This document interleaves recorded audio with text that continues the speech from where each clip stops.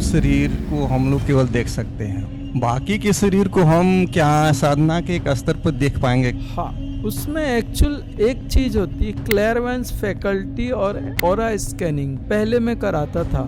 Third I open होने के पहले एक ऐसी चीज क्रिएट होती है जिससे आप थोड़ा धुंधला धुंधला दिखना लगता है। ऑरा स्कैनिंग में क्या होता है, जैसे कोई आदमी, अंधा आदमी ऐसे आपको टटोल के देखता है, ऐसे आपकी दूसरी बॉडीज को आप पकड़ के देख सकते हो। ऐसे ही चक्रों को आप स्कैन कर सकते हो कि चक्रास कितने बड़े हैं, या बीच का पेटल टूटा है, या उसके भीतर कीचड़ है, वो आप उनको स्कैन करके कर सकते हो। लेकिन वो तो एक स्टेज आता है तो हम इन चीज़ों को भौतिक रूप से आंखों से देख सकते हैं या ये काल्पनिक है?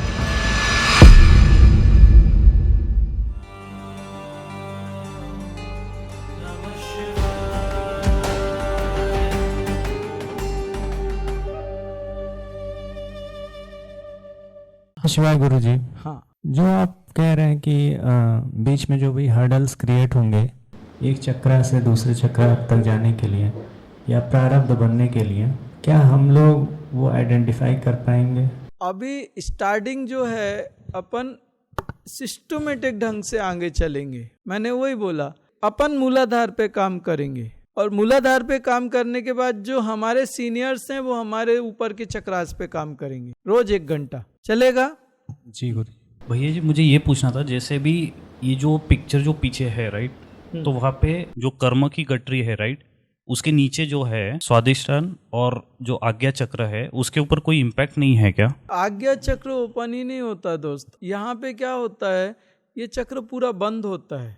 यहाँ से प्रकृति जो खेल खेलती है, ये आकाश, ये वायु, ये अग्नि, ये जल और इसके नीचे पृथ्वी, ये पंचभूतों का खेल है। आज्ञा चक्र क्या होता है, ये ऑटो मोड में डाल देता है। ये सब सिस्टम जो भगवती है, जो प्रकृति है, वो क्या करती है, इनको ऑटो मोड में डाल देती है। आज्ञा चक्र एक्टिवेट ही नहीं होता।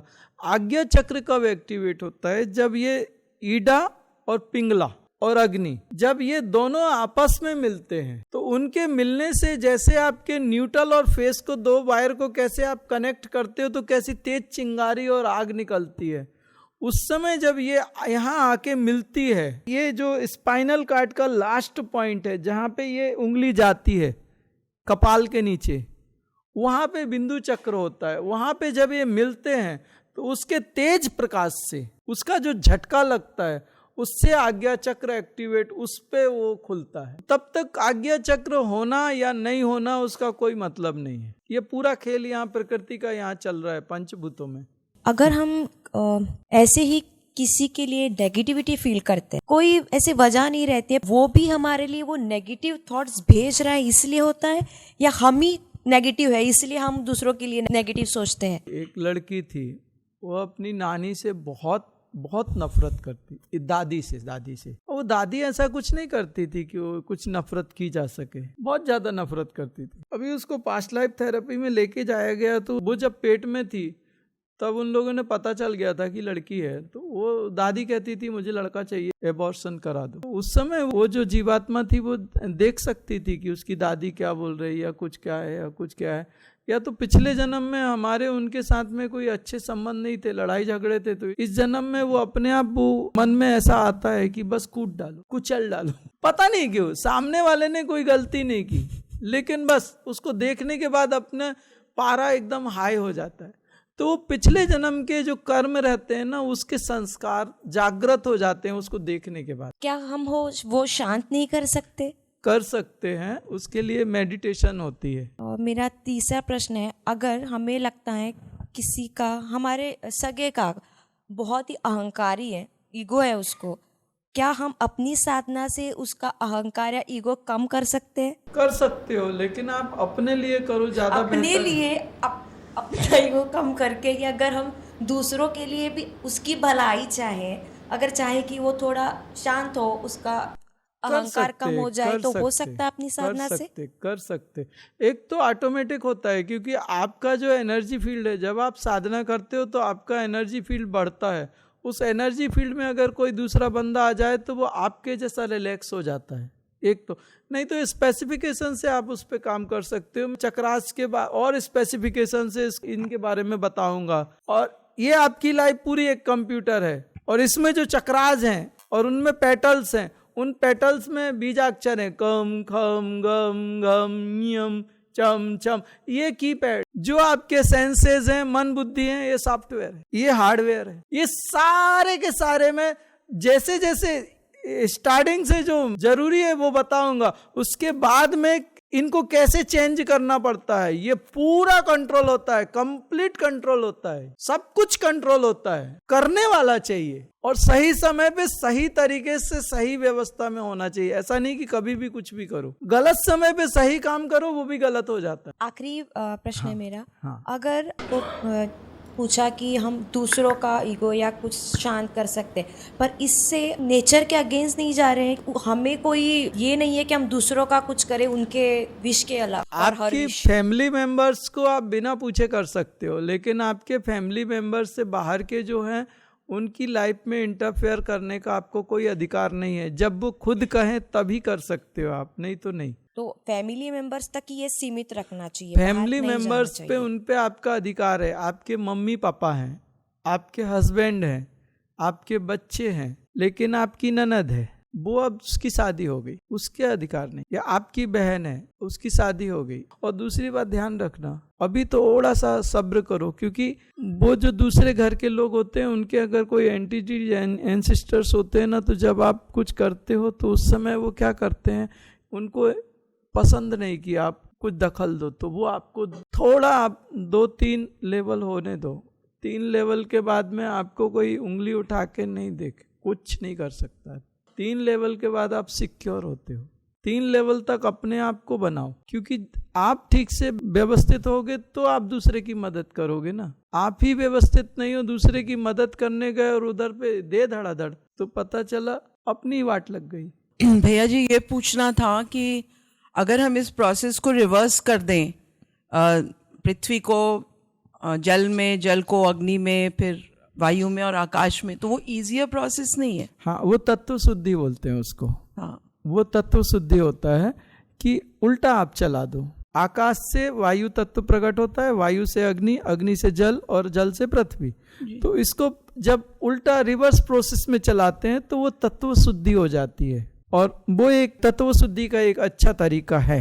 नहीं, अगर ये चक्र भी हैं, क्योंकि ये तत्वों से ही रिलेटेड हैं, तो फिर नीचे के चक्र को रिवर्स कर देंगे तो आसान नहीं हो जाएगा प्रोसेस? हाँ, वो डिस्ट्रक्शन, हाँ, डिस्ट्रक्शन आसान हो जाएगा। हाँ, वही तो करना है अपन। अच्छा, नीचे से ऊपर को चलना है ना। अच्छा, वो लेवल्स यही है इसका। एक्चुअल क्या होता है कि आपकी आध्यात्मिक व्यवस्थाएं 3 स्टेप में जाती हैं। पहले संहार क्रम, नीचे से ऊपर चलो। उसमें जो ठीक नहीं है, जितना तमोगुण है लगभग वो नष्ट करना पड़ते, लगभग संहार क्रम। आप ऐसा नहीं कर सकते कि दीवालों पे धूल जमी है और तुम पेंट मारना शुरू कर दो। दीवालों पे धूल जमी है तो आप पहले झाड़ू से साफ करोगे, घिसाई करोगे, पुट्टी मारोगे, सब कुछ करोगे, उसके बाद में पेंट मारना शुरू करोगे। बराबर है। हमारे जीवन में तमोगुण भरा पड़ा है और पूरे शत्रु भरे पड़े हैं और फालतू के सब भरा पड़ा है। तो इस समय ये मत देखो कि क्या चाहिए, उस समय ये देखो कि पहले इनको निकालें कैसे। अभी ऐसा नहीं है इच्छा पूर्ति करने के लिए अपन खड़े हो जाएं स्टार्टिंग में, नहीं, वो गलत है। पहला डिस्ट्रक्शन प्रोसेस होता है, वो पिंगला नाड़ी से होता है। पिंगला में फायर एलिमेंट होता है, सूर्य उसको सहायक करता है। तो जो ये स्टार्ट करेंगे इसमें डिस्ट्रक्शन करेंगे, उससे क्या होगा, जो तमोगुण रहते हैं वो टूट जाते हैं, लगभग टूट जाते हैं। उसके बाद में जब ये टूट गए तो ये पलट जाती है एनर्जी, संहार क्रम से पलट के सृष्टि क्रम में आ जाती है, ईडा नाड़ी में आ जाती है। ईडा नाड़ी जल की नाड़ी है, नारायण के इसके अधिष्ठात्र देव है। नारायण क्या कहते हैं, नारायण राजा हैं। तो यहाँ पे रजस आ जाता है, रजोगुण आ जाता है। अब आपके जीवन में जो आपको चाहिए उनको बिना अटैच्ड हुए उन सबको भोग लो। ये रजस में आ गए आप, ईडा नाड़ी में, ये नारायणी नाड़ी है। इसके बाद में आपको जो नहीं चाहिए था वो सब डिस्ट्रॉय कर दिया, जो चाहिए था वो अनुभव कर लिया। उस अनुभूति में क्या होता है, शांति आ जाती है। उस शांति का उपयोग करो, सुषुम्ना में प्रवेश कर जाओ। जब भोगों को भोगने के बाद में भोगों की इच्छा खत्म हो जाए थोड़ी देर के लिए, और आप शांत हो जाओ, उस शांति का यूज करो और सुषुम्ना में प्रवेश कर जाओ, समाधि में गहरे में चले जाओ, क्योंकि उस समय कोई इच्छा नहीं है और रोकने वाला भी नहीं है। तो तुम आराम से सुषुम्ना में एंटर कर सकते हो, तुम्हारी आंखें अपने आप बंद हो जाएंगी, गहरे ध्यान में जाओगे और वो समाधि का आनंद आने के बाद में अपने आप से पूछो, संसार ज्यादा मीठा है कि समाधि ज्यादा मीठी? तो तुम्हारा मन एक ही बात बोलेगा, आंख मत खोलो, फालतूगिरी मत करो, अभी और थोड़े ध्यान में रहो। तो यहां क्या हो जाएगा, भोग से मोक्ष आ जाएगा। इसमें भी योग है, योग छुपा है अंदर। और भोग ऐसे नहीं भोगने की हम सारी मर्यादाएं तोड़ दें, तरीके से जिंदगी जीना है, तरीके से जियो, बराबर है। तो ये पहले संघार क्रम, सेकंड सृष्टि क्रम, थर्ड स्थिति क्रम, इसके बाद में 2 क्रम और हैं, उसकी बात मैं करता नहीं हूं। 5वें स्टेप पे जाके आत्म साक्षात्कार होता है और ये 3 मुख्य होते हैं। इसलिए मूलाधार में बहुत डिमांड मत करना, जब मैं डिस्ट्रक्शन करूंगा तो ये जितने राक्षस भरे पड़े हैं जो कर्म बनने के लिए, प्रारब्ध बनने के लिए तैयार है, सबको डिस्ट्रॉय करो, पहले खत्म करो, मुक्ति मिले। और ये मुक्ति मिल गई मतलब ये आपके जीवन की परेशानियां अपने आप कम होती जाएंगी। लेकिन जब आप इनको डिस्ट्रॉय करने को जाओगे तो ये तुम्हारे को छोड़ेंगे नहीं, ये भी पूरी ताकत से आते हैं। उस समय पीछे नहीं हटना है, थोड़ा समय संघर्ष ज्यादा होता है। ये महावीरों का काम है, ये डरपोकों का काम नहीं है, ये कायरों का काम नहीं है अध्यात्म। यहाँ पे ताल ठोक के खड़े हो गए तो फिर पलटना मत। और मैं तो इस मामले में बहुत डेंजर हूँ, मेरा काम बहुत फास्ट होता है, सॉलिड करता हूँ मैं, तो आप बस मत पलटना। नमस्कार गुरुजी। हाँ बोलिए। क्या पितृदोष खत्म कर सकते हैं क्या? हाँ, पितृदोष खत्म कर सकते हैं आप। एक्चुअली अभी क्या होता है, चातुर्मास में पितृपक्ष अमावस्या आती है, तो हम लोग विशेष रूप से 2-2 दिन के असेंशन सेशंस रखते हैं, उसके लिए हम लोग अनुष्ठान करते हैं। मैं कर्म कांड में ज़्यादा नहीं जाता, मैं साधना पद्धति में। तो हमारे यहाँ जो असेंशन उनका जो प्रोसेस होता है, एक बंदे से जुड़ा, एक परिवार से जुड़े उनके एंटिटीज और एंसिस्टर्स, उन सब को उस समय बहुत बड़ा वो असेंशन प्रोसेस होती है, बहुत सारे एंटिटीज एंसिस्टर्स को असेंस किया जाता है। तो वो इतना बड़ा होता है कि उसको 2 या 3 बार वो किया जाता है। पितृपक्ष अमावस्या चतुर्दशी और पंचदशी को होता है, उसमें उतना हॉल की कैपेसिटी नहीं है, तो 2 या 3 बार उसको ऐसे किया जाता है उस पक्ष में। नमस्ते गुरुदेव। हाँ, ऐसा भी हो सकता है कि कभी ये हम गलत चीज़ों का हम मतलब आशा कर ले और भगवान हमें उसे दे दे, तो वही चीज़ भविष्य में हमारे लिए प्रॉब्लम कर सकता है। इसमें सीधी सी बात है कि आपको जो शक्तियाँ दी जाती हैं, अभी इसी ड्राउजर से कोई सट्टे नंबर निकालना शुरू कर दे, होते हैं कई लोग, इनको हम लिमिटेशंस डाल देते हैं इनमें, और हर गुरु डालता है। वो जितना तुम्हारे लिए जरूरी है उतना ही तुम कर सकते हो, उससे आगे नहीं जाओगे तुम, और अगर जाओगे तो वो काम नहीं होगा। हर एक साधक की लिमिट बना दी जाती है, जैसे आपके इसका लिमिट होता है ना क्रेडिट कार्ड का, वैसे लिमिट रखी जाती है हर एक साधक की। और जब साधक वो सिद्ध करता है कि मैं गलत प्रयोग नहीं करता, गलत उपयोग नहीं करता शक्ति का, तो उसकी लिमिट बढ़ा दी जाती है, उसकी फैकल्टीज और ज़्यादा ओपन कर दी जाती हैं, फैसिलिटीज और ज़्यादा दे दी जाती हैं। धन्यवाद गुरुदेव।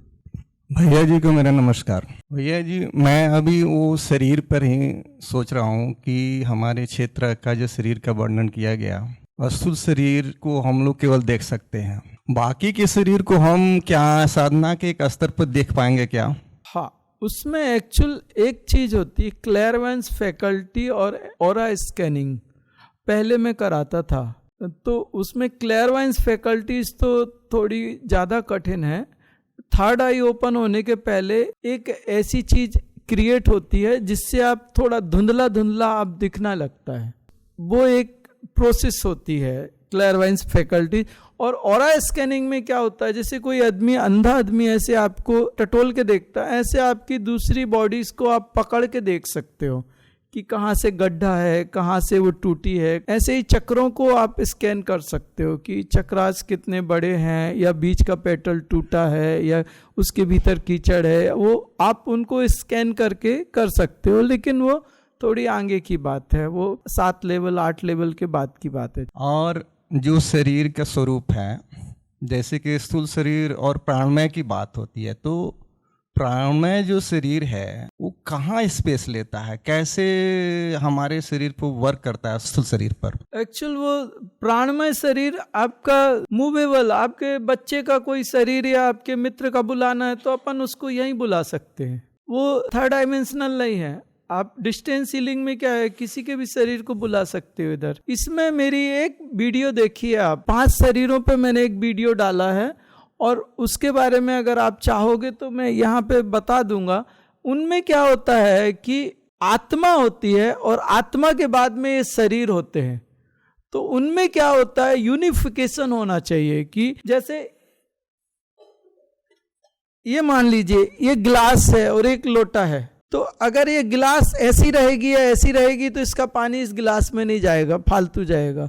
ऐसे ही हमारे एक शरीर की एनर्जी दूसरे शरीर में उतरती है, आत्मा की एनर्जी आनंदमय कोष में आती है फिर दूसरे में, तो उस समय वो हमारे शरीर अगर यूनिफाइड रहे प्रॉपर, वो एक की एनर्जी दूसरे में जानी चाहिए। तो वो क्या होता है कि ज्यादातर क्या होता है, एक बॉडी इधर जा रही है, एक बॉडी इधर जा रही है, एक ऐसी है एक वैसी है, तो उसको हम लोग यूनिफिकेशन एक साधना करके करते हैं।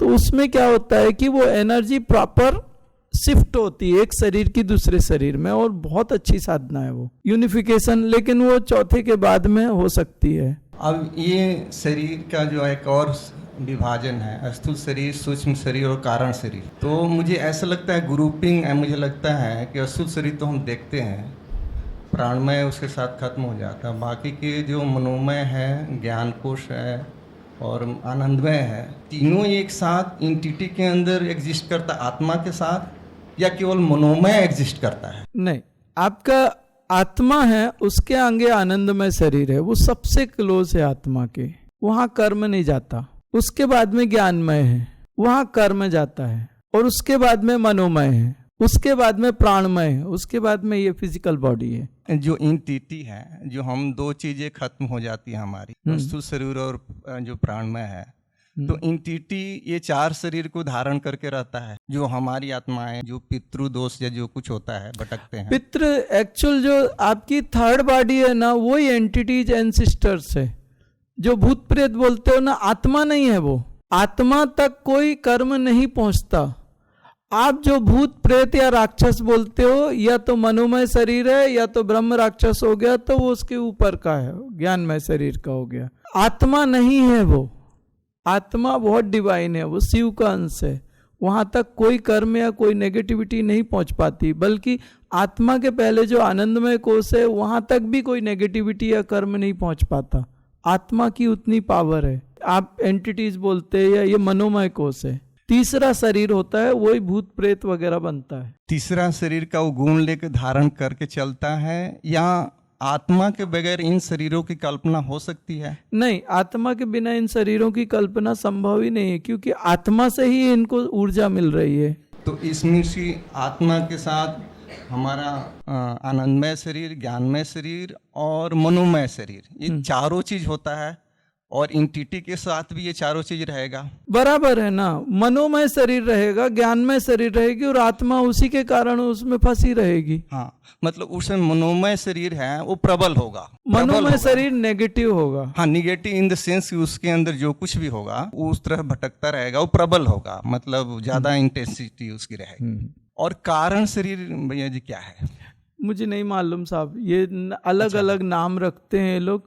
मैं सीधा साधा सा बंदा हूँ। ये सब मैंने जो भी सीखा है ना, मैं साधना से सीखा है। इन्हीं के नाम आप अलग अलग रख दो, ये 5 के बाद में और कुछ नहीं है आपका। इन्हीं को मैं और एक नया नाम दे दूं और दूसरा नाम दे दूं। इन 5 को समझ लो आप, फिजिकल बॉडी, प्राणमय, मनोमय, ज्ञानमय, आनंदमय, आत्मा। भैया जी, अगर हम मशीनों की बात छोड़ दें, साइंस की छोड़ दें, तो हमारा अध्यात्म बहुत आगे था पहले भी, और आज भी कुछ ऊंचाई तक लोग पहुंच रहे हैं। तो एक स्टेज आता है तो हम इन चीज़ों को भौतिक रूप से आंखों से देख सकते हैं, या ये काल्पनिक है जो हमने बनाया है? आप शरीरों की बात कर रहे हैं? हाँ हाँ। इसको आप आंखों से नहीं देख सकते, या तो क्लेयरवेंस फैकल्टीज आपकी ओपन होनी चाहिए। नहीं, मैं उसकी बात नहीं कर रहा हूँ, साइंस की बात, मशीन की बात नहीं, मशीन की बात नहीं कर रहा हूँ। आपकी फैकल्टी है, थर्ड आई ओपन होने के पहले क्लेयरवाइंट फैकल्टी आती है, थोड़ा धुंधला धुंधला साधक को दिखना शुरू होता है। थर्ड आई के जब थर्ड आई नहीं, वो अलग चीज है। उसके पहले क्लेयरवाइंस फैकल्टीज आती है साधक की अपनी खुद की, उससे वो थोड़ा धुंधला धुंधला सा दिखने लगता है। वो हो सकता है जो अच्छे साधक हैं, अच्छी साधना करते हैं, उनमें वो हो जाता है। इनके कुछ कलर होते हैं अलग, इनमें जिसके जैसे कर्म भरे होंगे वैसे कलर होते हैं उनके, सबके अपने अपने। और यहाँ तक कि कलर तो छोड़िए, वो शरीर एक्चुअल ओवल शेप में होने चाहिए, वो लिंग शरीर होते हैं। मैं पहले भी बोला हूँ, आद्य शंकराचार्य ने उन शरीरों के बारे में कहा है जो लिंगाष्टकम है। ब्रह्म मुरारी सुरार्चित लिंगम निर्मल भासित शोभित लिंगम जन्मज दुःख विनाशनलिंगम तत्प्रणमामि सदा शिवलिंग।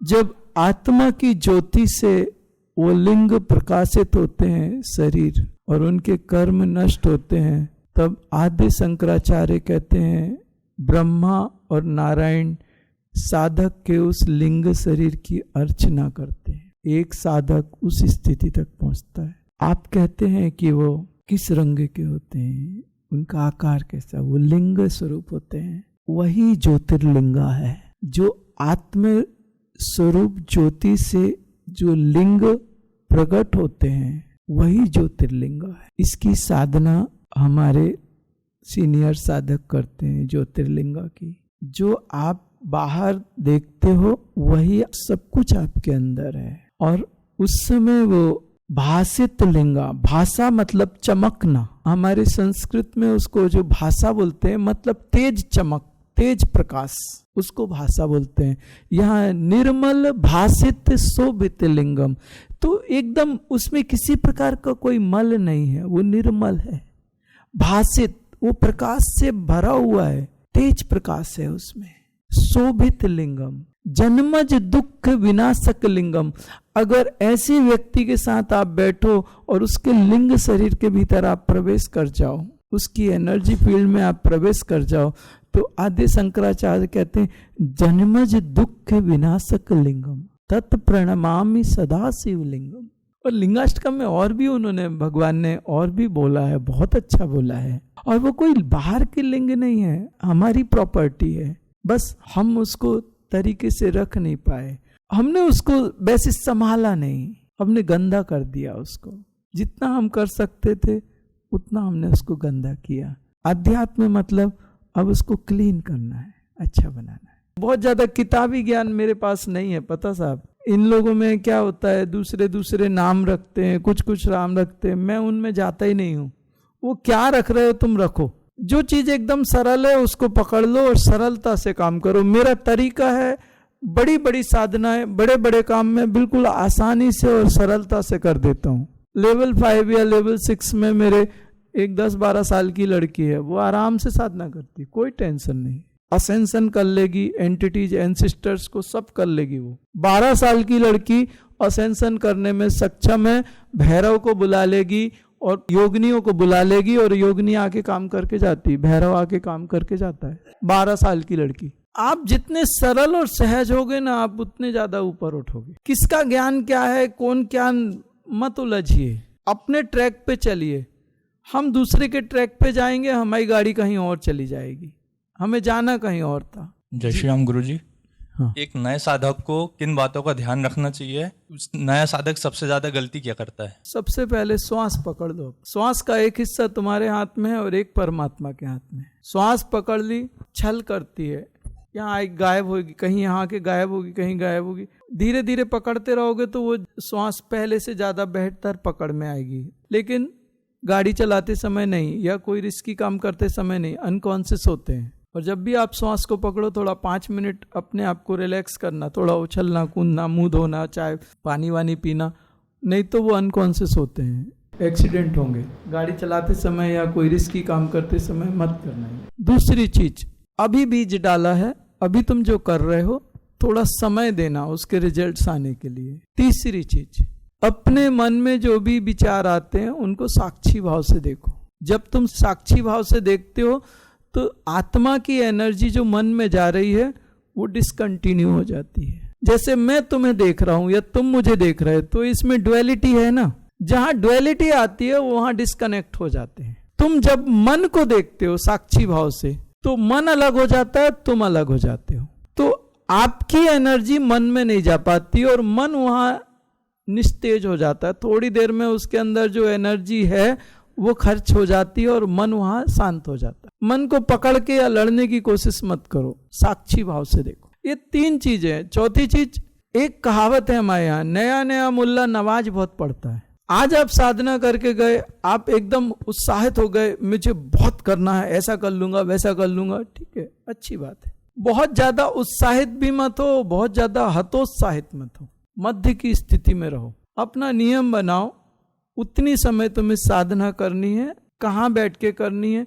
एक तो एक समय एक स्थान पे अगर तुम साधना करते तो वहां पे वो दैवी शक्ति होती है, वो तुम्हारा इंतजार करती है। कोशिश ये होनी चाहिए कि स्थान ना बदले, लेकिन कभी नहीं मिलता तो बदल सकते हो, कुछ नहीं उसमें, लेकिन बिना आवश्यकता के स्थान इधर उधर मत बदलो। एक अपनी आसनी रखो, वही आसनी आप आपकी रखो। तीसरी चीज, आप जहां बैठो उसके आसपास की जगह खाली रखो। ये डायरी है और इस डायरी में ये नाम लिखा है, तो आप जो साधना करोगे उसकी एनर्जी इस कंपनी को जाएगी। अगरबत्ती का पैकेट रखा है, आप जो साधना करोगे उसकी एनर्जी उस कंपनी को चली जाएगी। पॉकेट में कोई बिल रखे हो, आप एनर्जी उसमें चली जाएगी। कैलेंडर लगा हुआ है, बैद्यनाथ च्यवनप्राश, बैद्यनाथ को चली जाएगी। एक तो एनर्जी को क्रिएट करना, दूसरा उसको संभाल के रखना, वो बहुत जरूरी है। दूसरी बात, एनर्जी की कौन सी, किस फ्रिक्वेंसी की एनर्जी चाहिए, कौन से डायमेंशन की एनर्जी चाहिए, आपके लिए रिक्वायर्ड क्या है। अब आपको मुंबई से ऑफिस जाना है 10 किलोमीटर, 15 किलोमीटर, 20 किलोमीटर, आपने घोड़ा खरीद लिया, भाई साहब ये गधापन हो गया। 2 व्हीलर ले लेते थे, आपकी जरूरत थी, अब वो घोड़े को घास कौन खिलाने जाएगा। और भी कुछ कुछ है अभी वो, तो तुम्हारी जरूरत क्या है आज के समय में, सबसे बड़ी तुम्हारी प्रॉब्लम क्या है और तुम्हें किस चीज को, वो ऐसा कोई साधना करो कि वो चीज सेट हो जाए। सबसे पहले प्रैक्टिकल अपनी लाइफ को लो कि तुम्हारी रिक्वायरमेंट क्या है, प्रॉब्लम क्या है, उसको सॉल्व करो। ये मूलाधार में भी कहाँ कैसे क्या करने से क्या होता है वो मैं तुम्हें करा के दिखाऊंगा या तुमसे कराऊंगा, मैं तुम्हारे साथ में करूंगा। मूलाधार सेल्फ डिपेंड नहीं है, ऊपर के कर्म फेंकता है। इसमें भी लम बीजाक्षर में पृथ्वी है, वम में जल है, उसके बाद में अग्नि वायु आकाश सब है इसमें। तो कुछ तो थोड़ा बहुत तो है, जो भी है उसको अच्छे से यूज करेंगे, उस मेथड को समझेंगे और हम उससे कैसे अपनी लाइफ चेंज कर सकते। नहीं होगी 100%, जितनी होगी उतनी तो करेंगे। वहां इसका मेथड है, उसको बिना समझे हम कैसे आगे बढ़ेंगे। उन एक एक बीजाक्षर में अपनी अपनी शक्तियां होती हैं, एक भगवती होती है, एक भैरव होता है, एक एक बीजाक्षर, एक एक गणेश, सब होता है। आप जब साधना करोगे तो मेरे साथ प्रैक्टिकल होके साधना करोगे।